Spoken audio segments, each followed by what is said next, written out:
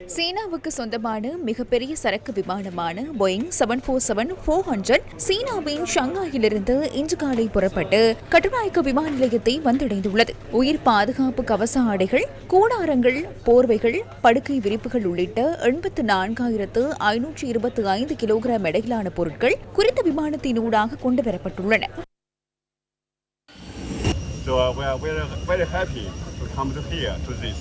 சீன வர்த்தக சபை ஏற்கனவே 20 மில்லியனுக்கும் அதிகமான நிதியை திரட்டியுள்ளது. இலங்கையில் உள்ள சீன சங்கம் ஏற்கனவே 10 மில்லியனை திரட்டியுள்ளது. நாம் தொடர்ந்தும் எம்மால் இயலுமான பங்களிப்பை வழங்குவோம். எனக்கு தெரிந்தவரை சீன கம்யூனிஸ்ட் கட்சியின் மத்திய குழுவினர் இலங்கைக்கு 1 மில்லியன் யுவான் பொருட்களை நன்கொடையாக வழங்க தீர்மானித்துள்ளனர். ஒரு கட்சியாக, ஒரு அரசாங்கமாக, மக்களாக பல்வேறு மாவட்டங்களில் உள்ள எமது இலங்கை நண்பர்களுக்கு நாம் ஆதரவளிக்கின்றோம், நாம் உதவுகின்றோம். இலங்கை எமக்கு ஒரு நல்ல சகோதர நாடு. எனவே இந்த கடினமான சூழ்நிலையை எதிர்கொள்வதற்கு இலங்கைக்கு அதிகபட்ச ஆதரவை வழங்குவோம்.